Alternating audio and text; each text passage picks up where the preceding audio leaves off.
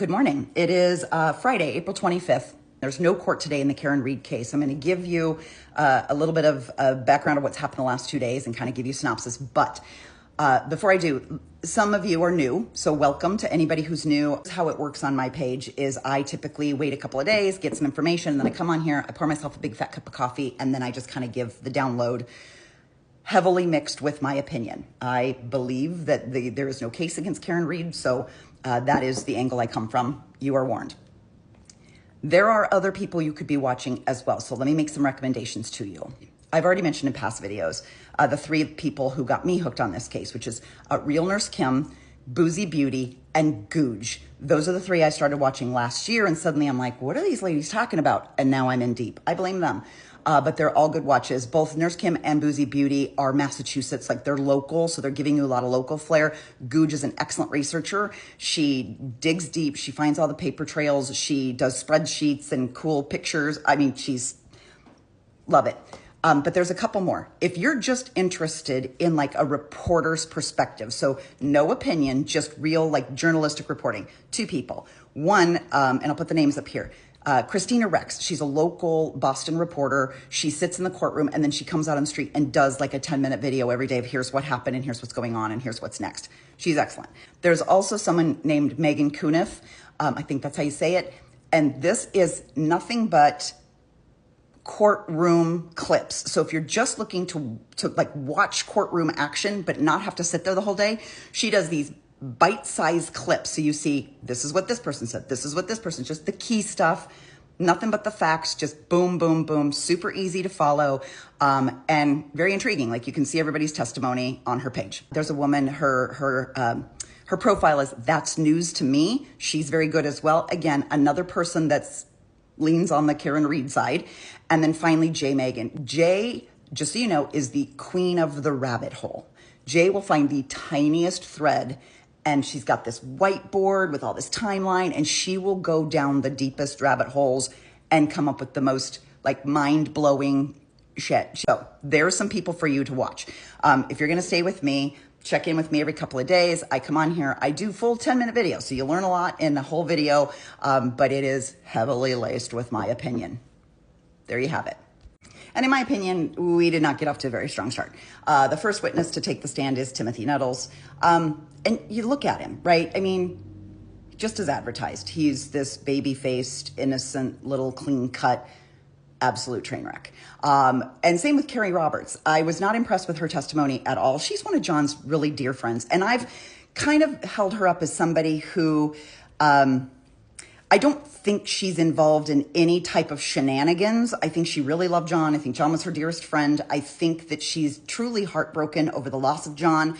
But I also think that she has spent a significant amount of time getting kind of sucked into the Jen McCabe web.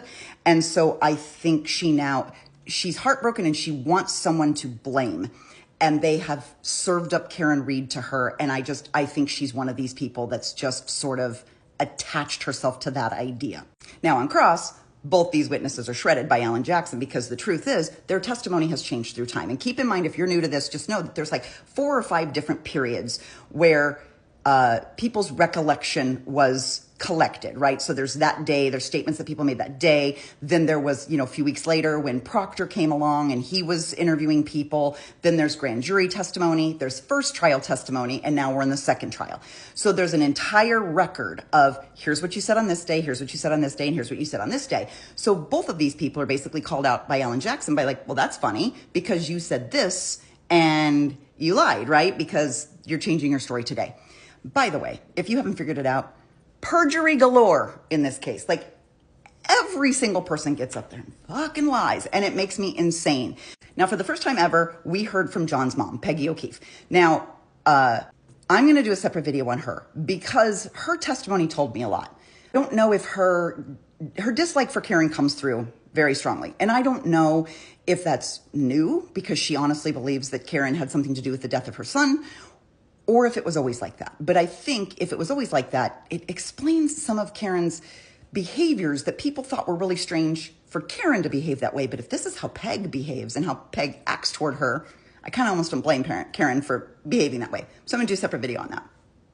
Daniel Whitley, he is the other paramedic. Now, he's not one of the paramedics that arrived to try to resuscitate John. He is the paramedic that arrived because they felt Karen, because of her behavior, needed to go in for a psych evaluation. So he was the one that came and picked her up and took her to the hospital. Then day 2, there was kind of a lineup. First of all, they put up there the 2 women. So one is the manager of CF McCarthy's. The other one's the owner of the Waterfall Bar. That is where everyone was hanging out that night, right? So they go to one bar, they go to the other bar, then they go back to the Albert House. The contention has always been that Karen was overserved. In fact, there are civil lawsuits against both of these locations by the O'Keefe family, or maybe it's just Paul O'Keefe, maybe it's just the brother, but there's lawsuits contending that they overserved Karen and that they led to John's death. Now, I think that's going to be interesting if that goes to court, because there's some discovery there that I think we need to know, because Karen was served just as much as everybody else. And I get it that Karen is half the size of Brian, John, and Matt. Those are big, beefy boys. But the Bryans were also, they went to dinner together. They were drinking together for most of the day. So I don't think either bar overserved anybody. I do believe, the one thing I will say, they were all driving drunk, including 3 police officers.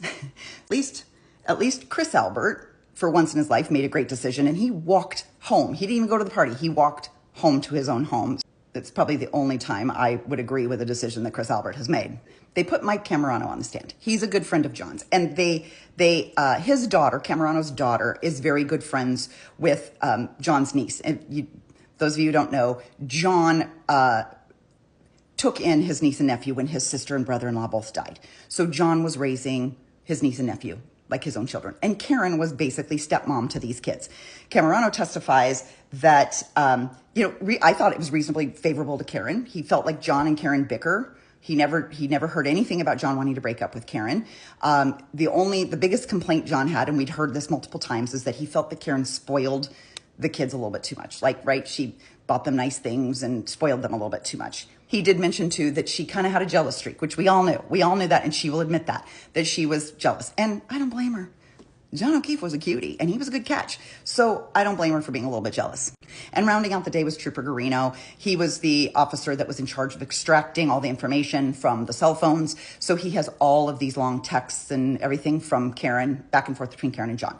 They wanted a reader to come in and read those texts. I guess they thought being read in a woman's voice would resonate more with the jury. And Judge Bev ruled against that, thank goodness. But Garino came in and he read all the texts. And again, I know this is supposed to hurt Karen, but there were some parts of this that made it sound like Karen was kind of heartbroken. Like she felt she put a lot into this relationship and John wasn't necessarily reciprocating. I don't think that makes her look like an evil murderer. I think it makes her look like a heartbroken woman who's trying to remedy this relationship. Whatever, more to come.